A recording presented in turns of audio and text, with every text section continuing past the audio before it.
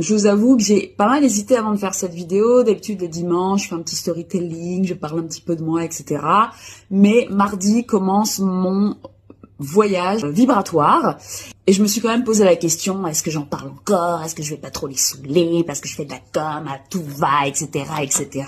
Parce qu'il faut quand même savoir un truc, c'est pas toujours simple de parler quand on fait des événements, on a l'impression de rabâcher encore et encore les mêmes choses. Et puis surtout, on a l'impression de saouler. Mais j'ai quand même décidé d'en reparler. Pourquoi? Parce que ce voyage vibratoire, il me tient profondément à cœur. Pourquoi? Parce que pendant ces 5 jours, je vais vraiment vous faire vivre les pratiques que moi j'ai exercées pendant plusieurs années, pendant plusieurs mois d'affilée, etc. Et parce que c'est des pratiques qui sont vraiment venues changer des choses très profondes en moi. Donc c'est pas pour rien que je propose ça, c'est pas pour faire beau, c'est pas pour faire joli, c'est pas pour faire à la mode, c'est parce que je crois profondément en ces pratiques-là et que c'est des choses, surtout pour la plupart qu'on va faire, c'est des choses qui sont très simples à faire, qu'il y en a certaines que vous pourrez refaire au quotidien, il y en a d'autres que vous pourrez même refaire parce que vous aurez les replays, donc qu'avec des choses très simples, en fait, on peut simplement se reconnecter à soi et à des choses très profondes. Moi, il faut savoir qu'avant, j'étais une personne qui était ultra stressée, ça se logeait énormément au niveau de mon ventre, de mon estomac, j'avais toujours très mal au ventre, j'ai des fois même passé des jours à ne pas pouvoir me lever tellement j'avais mal au ventre parce que le stress venait me ronger très clairement de l'intérieur.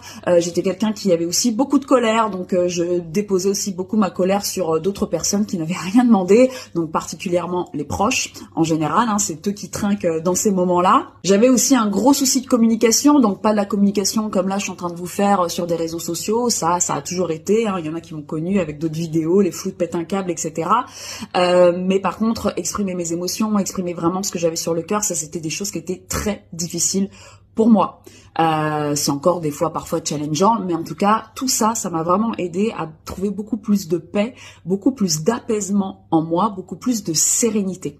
Et dans les périodes de doute que j'ai pu traverser tous ces derniers mois, toutes ces dernières années, puisque pour ceux qui le savent, j'ai repris ma vie, on va dire, un petit peu à zéro, sans ces pratiques-là, je n'aurais jamais traversé ces moments-là avec autant de sérénité. Voilà, aujourd'hui, j'ai vraiment trouvé une vraie sagesse intérieure, je relativise énormément de choses, je suis plus à me juger comme je pouvais me juger avant.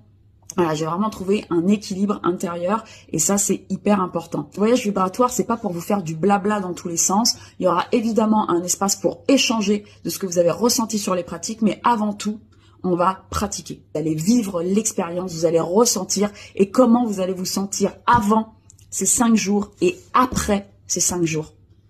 Et vous pouvez pas sortir de ces 5 jours sans qu'il y ait un changement, sans qu'il y ait quelque chose qui se soit passé en vous. C'est pas possible.